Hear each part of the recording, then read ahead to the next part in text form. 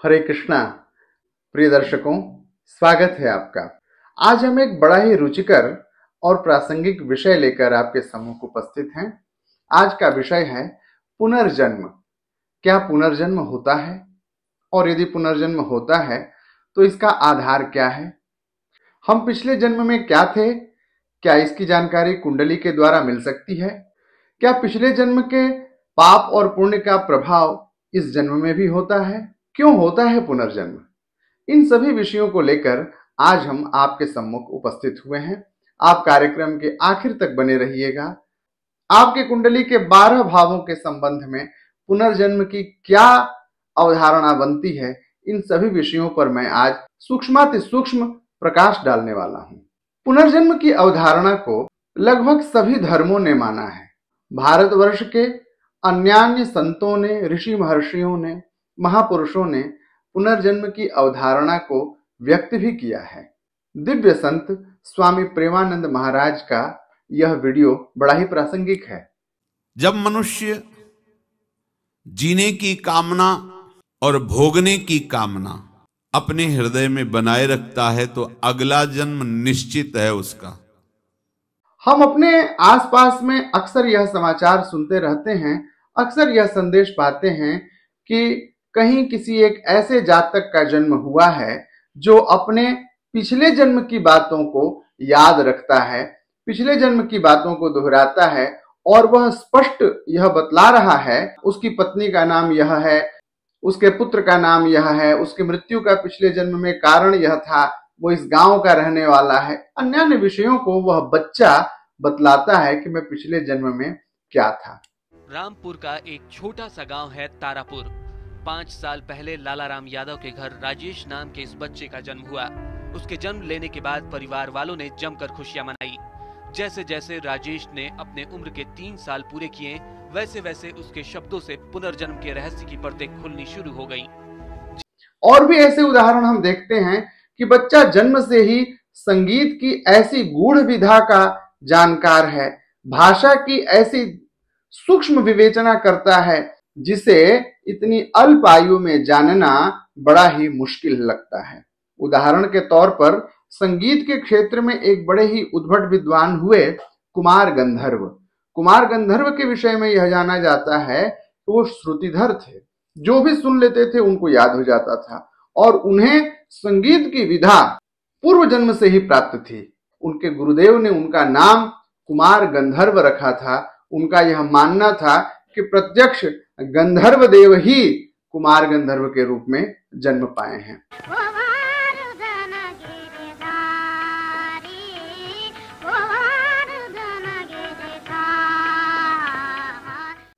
अभी वर्तमान में एक छोटा सा बच्चा जिसे हम गूगल बॉय जानते हैं, वह बड़ा ही चर्चित हुआ। बड़े ही कम उम्र में इतने सारे विषयों को बतला पाना बड़ा ही मुश्किल है। बिहार में जन्म लिया एक बच्चा अंग्रेजी के ऐसे उच्चारण, ऐसे एक्सेंट बोलता है, ऐसा उच्चारण करता है अंग्रेजी का, ऐसा लगता है कि मानो वह अंग्रेज हो। आखिर ये सारे विषय होते कैसे हैं? इनका हमारे जन्म कुंडली के साथ में क्या संबंध है? इन सभी विषयों पर आज हम प्रकाश डालने वाले हैं। तो सबसे पहले हम आपको यह बतलाएं कि पुनर्जन्म होता कैसे है। जब हमारी कोई जिज्ञासा, जब हमारी कोई इच्छा, जब हमारी कोई अभिप्सा अधूरी रह जाती है तो हम पुनः जन्म लेते हैं। अल्पायु में मौत होने के बाद हमारी आत्मा या तो प्रेतात्मा बन जाती है या फिर हम पुनर्जन्म लेते हैं। जब किसी व्यक्ति का कोई कार्य अधूरा रह जाता है, कोई स्वप्न पूरा नहीं हो पाता है, तो वह पुनर्जन्म लेकर उसे पूर्ण करने का प्रयास करता है। आपके जन्म कुंडली के 12 भाव यह बतलाते हैं कि आप पिछले जन्म में क्या थे। आप अपनी जन्म कुंडली के द्वारा यह जान सकते हैं। यदि आपकी कुंडली के लग्न में या सप्तम में उच्च या स्वराशि का बुध या चंद्रमा हो तो यह आपके पिछले जन्म में सद्गुणी व्यापारी होने का सूचक है। ठीक इसी प्रकार आपकी जन्म कुंडली के लग्न में या सप्तम भाव में शुक्र हो तो यह माना जाता है कि आप पूर्व जन्म में सभी प्रकार के सुखों को भोगने वाले राजा थे या फिर आप नगर सेठ थे। आपकी ग्रह स्थितियों के द्वारा यह भी जाना जा सकता है कि पिछले जन्म में आपकी स्थिति थी कैसी। कि माना आपकी कुंडली में बुध है, चंद्रमा है, और शुक्र है, ये बहुत ही अच्छी स्थिति में है, लग्न में बैठा है अथवा सप्तम भाव में बैठा है। लेकिन यदि बुध या शुक्र 5 डिग्री से कम का हो या 25 डिग्री से ज्यादा का हो, तो यह स्पष्ट होता है कि आप व्यापारी थे, सफल व्यापारी थे, राजा थे, नगर सेठ थे, यह बात तो ठीक है, लेकिन आपका जीवन नाना प्रकार के कष्टों से उलझा हुआ था। दर्शकों, इन सारे विषयों की जानकारी हमें ज्योतिष शास्त्र के एक अद्भुत ग्रंथ कर्म विपाक संहिता के द्वारा मिलता है। कर्म विपाक संहिता में ग्रहों की स्थिति, नक्षत्रों की स्थिति, दशा अंतरदशा की स्थिति और आपकी कुंडली के द्वादश भाव की स्थिति के द्वारा यह निर्धारित किया जाता है कि आप पिछले जन्म में क्या थे। आप पिछले जन्म में मनुष्य थे, केवल यही बात नहीं, आप पशु थे, आप किसी अन्य योनि में जन्म पाए थे। इन विषयों की भी जानकारी आपकी जन्म कुंडली से मिलती है। जैसा कि हम लोग जानते हैं कि राशि के आधार पर हमारे यहाँ योनि का निर्धारण होता है। महिष योनि में जन्म है, बानर की योनि है, मूषक की योनि है, मनुष्य की योनि है। ये सभी प्रकार की योनि का निर्धारण हमारे यहाँ राशि के आधार पर बतलाया गया है। इसी आधार पर यह भी जानकारी हो जाती है कि आपका जन्म पिछले जन्म में किस योनि में था। मनुष्य के स्वभाव के बारे में ऐसा बतलाया गया कि क्रोधी एवं हिंसक व्यक्ति का यदि पुनर्जन्म होगा तो उसकी कुंडली के लग्न में मंगल उच्च राशि अथवा स्वराशि का होगा। यदि आपकी कुंडली में मंगल की ऐसी स्थिति है तो यह भी कहा जाता है कि आप पूर्व जन्म में योद्धा थे। और यदि मंगल 6वें भाव में, 7वें भाव में या 10वें भाव में बैठा हुआ है तो यह माना जाता है कि जातक पूर्व जन्म में बहुत ही क्रोधी स्वभाव का था और हो सकता है यह हिंसक भी रहा हो। पिछले जन्म में आपने सारे सुखों को भोग करके अपना देह त्याग किया था अथवा जीवन के झंझावातों से ऊब करके आपने आत्महत्या कर ली थी। यह विषय भी आपकी कुंडली स्पष्ट करती है। यदि आपकी कुंडली में 4 या 4 से अधिक ग्रह उच्च के हैं, शुभ राशिस्थ हैं अथवा परस्पर इंटरचेंज करके सुंदर योग बनाए हुए हैं तो इसका मतलब है कि आप पिछले जन्म में अपने समस्त सुखों को भोग कर सामान्य मृत्यु को प्राप्त किया था और पिछले जन्म में आप उत्तम योनि में जन्म पाए थे। इसके ठीक विपरीत यदि आपकी कुंडली में 4 या 4 से अधिक ग्रह नीच राशि के हैं तो आपकी स्थिति पिछले जन्म में बड़ी ही दयनीय थी और आपने जीवन के झंझावातों से अपने को सुरक्षित रखने के लिए आत्महत्या का मार्ग अपनाया था। यदि आप आत्महत्या करते हैं तो अगले जन्म आपकी कुंडली में ग्रह अधिकांशतः नीच के हो जाते हैं।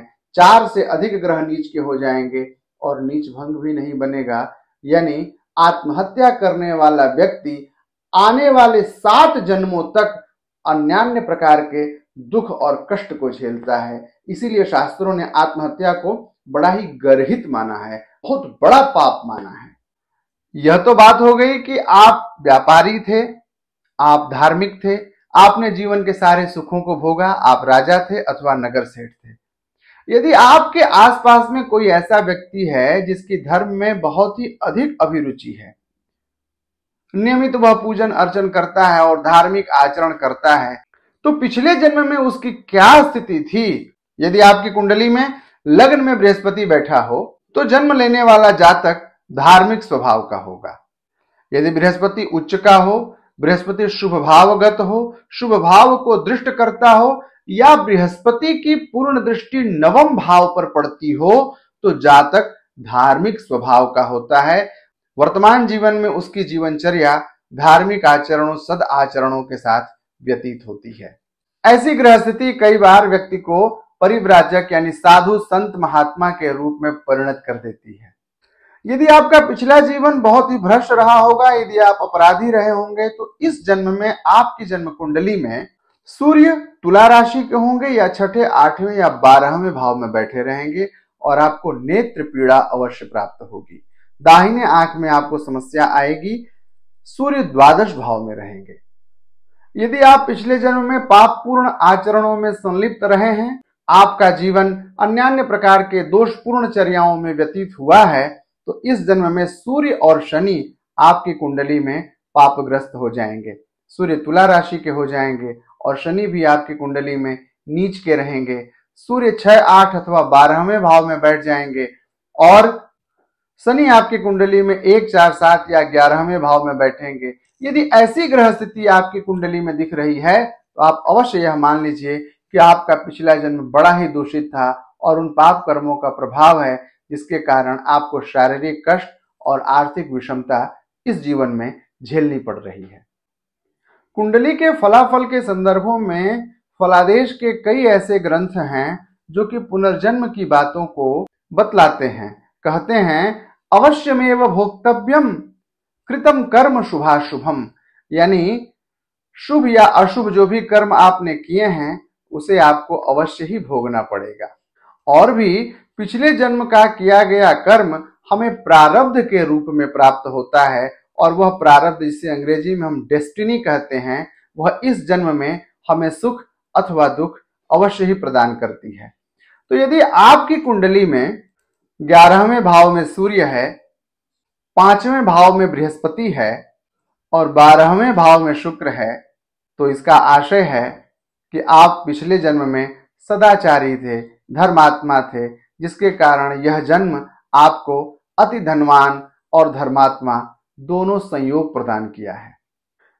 इन ग्रह स्थितियों के अतिरिक्त कर्म विपाक में तो यहां तक वर्णन आया है, नक्षत्रों का वर्णन करते हुए कर्म विपाक में यह कहा गया कि यदि आपका इस नक्षत्र के इस चरण में जन्म हुआ है तो आप पृथ्वी के किस भूभाग में पिछले जन्म में आपका जन्म हुआ था, इन सारे विषयों की भी जानकारी प्राप्त की जा सकती है। इस प्रकार हम देखते हैं कि जिस प्रकार षड वेदांगों का, शास्त्रों का आंख कहा गया है ज्योतिष शास्त्र, वास्तव में यह न केवल वर्तमान के जीवन के लिए नेत्र है बल्कि पीछे के जीवन को भी देख पाने में समर्थ है। आशा करता हूं पुनर्जन्म से संबंधित यह कार्यक्रम आपके लिए ज्ञानप्रद और रुचिकर रहा होगा। ऐसे ही रुचिकर और ज्ञानप्रद कार्यक्रमों की जानकारी के लिए हमारे चैनल को सब्सक्राइब कर दीजिए और बेल आइकन को प्रेस कर दीजिए। और इन शब्दों के साथ मुझे विदा दीजिए। पुनः मिलते हैं आपसे, तब तक के लिए जय श्री कृष्ण।